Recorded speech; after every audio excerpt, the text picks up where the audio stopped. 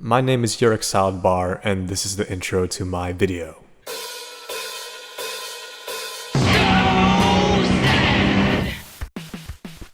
We all know why these types of games exist.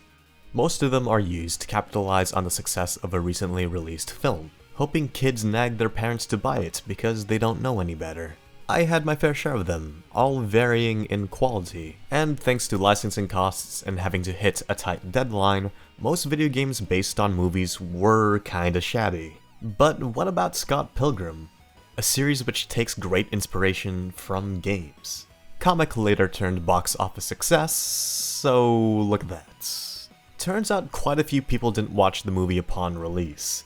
I personally wouldn't have thought that given how recognized it is, so for those who don't already know, the story is about a guy who falls in love with a girl, and in order to date this girl, he must defeat her 7 evil exes. Created by Brian Lee O'Malley, its narrative views the world through the lens of a guy who likes video games, as visual elements inspired by the medium populate the screen, like one-ups, bars, fighting game UI, and references of other games. And if you've ever seen the movie, it's a property begging to be released into a game of some sort. And judging Scott Pilgrim's release date of both the film and game, we might have another mediocre property tie-in. Especially when you find out a studio was given 5 months to complete this thing. Development for Spider-Man 2 started right after the financial success of the first game. That was 2 years between development and release. And the linchpin holding that game together was solely on the web-swinging mechanic. How can anything decent come out of that short time frame then? And if you don't mind me asking, what studio was responsible for this?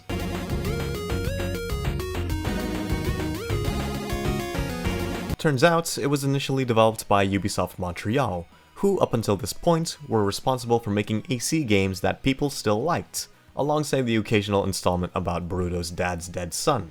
Given the experience the studio has had up until this point, pumping out something decent might have been likely. Then you see the mixed reception for their last movie-related games, then it wasn't looking too good. I guess it depends on how ambitious the studio was trying to be at the time. So, let's see what they had planned for this game, starting off with what was pitched at Ubisoft.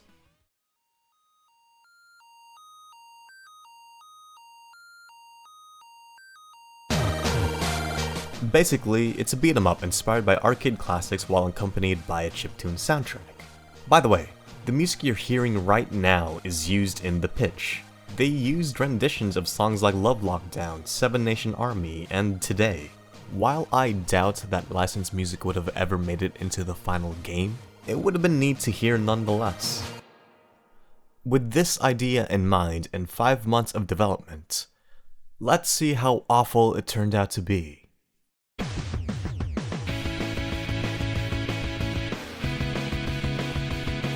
And looking at the final result, Ubisoft Montreal accomplished quite a bit of their pitch.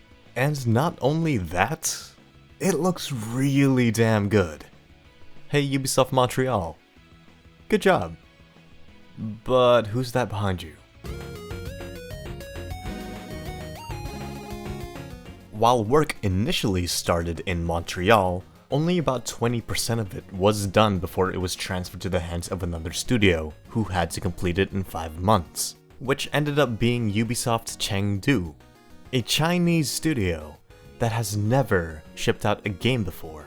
So this Polygon headline that I've been using throughout this video, kinda misleading. According to this interview, this was mostly done since Montreal wanted to prioritize the development of the next generation of products. So as a result, they could no longer properly finance this game. But why choose such an ill-equipped studio on paper? Back to this interview, Richard, the managing director of the studio, says no other team was up to the task of finishing 80% of a game in 5 months.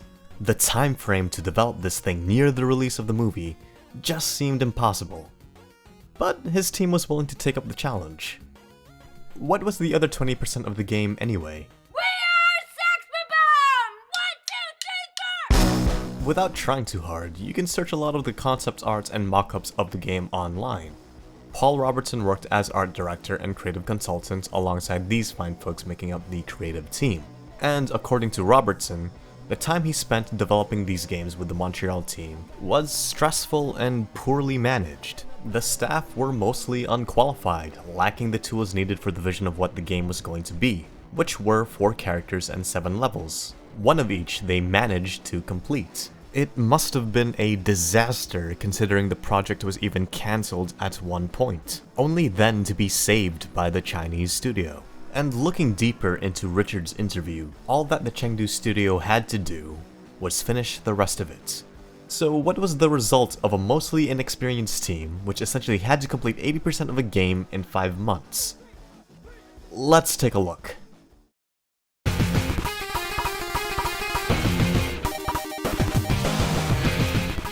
I'll be honest, I don't have much experience with beat-em-ups. I only bought this game because I was a fan of the movie, and this is technically the first beat-em-up I've ever completed on my own. So take my opinion as someone who's inexperienced in this genre. I am, however, a bit more familiar with the Scott Pilgrim comics. And if you bought this game after seeing the movie, there will be quite a few things that'll look foreign to you, like the robot mid-boss during the twins level, or Knives' father, or this guy. The game manages to cram a lot more references from the comics that is nowhere to be seen in the movie, and thankfully these Easter eggs don't overshadow the game. The focus is solely on the gameplay, and the game never gets too ambitious beyond its simple premise, dropping you straight into the action as soon as you start the first level. And the art looks very cute, thanks to the direction of Robertson interpreting O'Malley's art style. The game could have easily made pixel art renditions of Michael Cera, but they stuck to their guns for the better. The game just oozes with style and is really well animated. While technically it's not the most complex thing released in the last decade, its charm still holds up after 10 years of its release. Visually speaking, there isn't anything wrong. Backgrounds look lovely, NPCs bounce with personality, and it's easy to identify who you are and where you are when things get chaotic. But how does it actually feel to play it? It's actually pretty good. My only real issue lies in one of the 4 base stats, which is speed. It's just a personal thing, but it's just a bit too slow for my liking. It determines how fast your character walks, runs, and the recovery frames on their attacks. And the walk and run speed don't feel satisfying to use at the start. So when given the chance, I like to use the money exploit to pump up the speed just enough so characters feel more comfortable to control. But aside from that issue, the game plays well enough. The 7 levels are all composed of a mixture of baddies with enough exclusive enemies that shake things up a bit. The 7th stage is a clear standout, despite the mid-boss being a tad annoying, which kinda leads into the weakest aspect of the game: the X's. Basically, they don't feel fleshed out. So let's compare 2 of them. Matthew Patel, the first boss, has clear stages of progression of how far in you're beating him. Just him, hipster demon chicks, him plus hipster demon chicks. Simple. But then you have a boss like Lucas Lee. He has as many moves as a generic enemy, except he hits harder, and what you're seeing on screen never gets more complex than this. So when he starts glowing yellow, it comes off as a surprise. You're wailing on him expecting a phase change, but it never comes around. And this lack of progression is present in the other bosses as well, probably because the game was rushed. Which is a shame because the road towards the boss is always a fun time, and a lot of it has to do with the character's abilities. Running attacks, dive kicks, specials, throws, juggles, combos, counters, it's all fun. Each character is similar enough for anyone to pick up and play without trouble, but different enough if you want to mix up the game a bit. I have a few gripes though, but they are minor, so don't worry. The air recovery has very few iframes, if any at all, and instinctually hitting the X button to recover only to be punished kinda sucks. Having to double tap the D-pad while blocking to dodge feels very clunky and unnatural. An item should be highlighted to properly convey if you're in range to pick it up. And finally, without the money exploit, playing solo may lead you to grinding quite a bit of money just to survive the later levels. So while the gameplay isn't as great as the visuals, what rivals and maybe even surpasses the art is the music. Soundtracks even in AAA games tend to be forgettable. And then you got Anamanaguchi here, upstaging everyone else, even today, with their original soundtrack. I mean, just listen to these songs.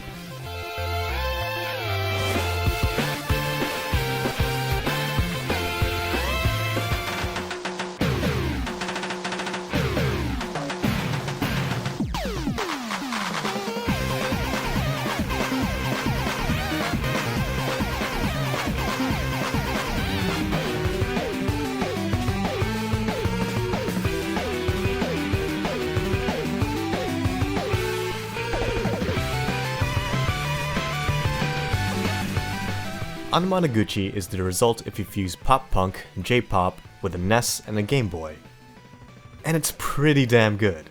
Shout out to the Ubisoft employee that probably heard Dawn Metropolis and thought to contact the band, cause they fit right into the game's personality and vision. They're punchy, they're fun, and they don't feel like they're distracting from the visuals despite how vibrant the sound is. The music just elevates the game so much farther than if it was shipped with licensed chiptune remixed music.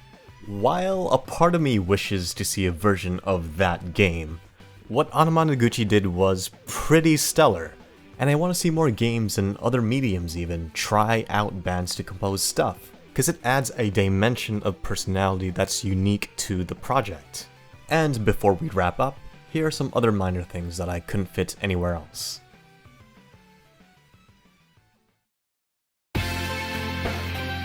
So the game is quite novel given the amount of time it had in the oven.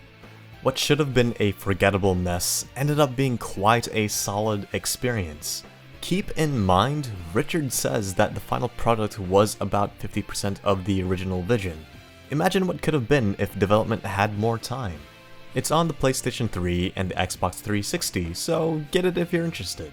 Is what I would be saying if the game weren't gone. It happened around 2014, and I can't find too much material explaining exactly why, but it's assumed it's because of licensing issues. So, if you see a franchise related to a popular IP, be sure to keep an eye on it, cause one way or another, it's gonna be screwed over somehow, for some reason. And this is where I'd emulate my shock if I never got around to downloading this game. It's a shame really, because the developers were clearly passionate about this game, as they were adding new features and DLC well beyond the game's release. Regardless, I praise Ubisoft Montreal for setting the foundation, and Ubisoft Chengdu saving what could have been a disaster. I just hope the crunch time needed to pull this off didn't greatly harm the employees. And remember to actually have the games you like saved on your hard drive, cause another great game might suffer the same fate too.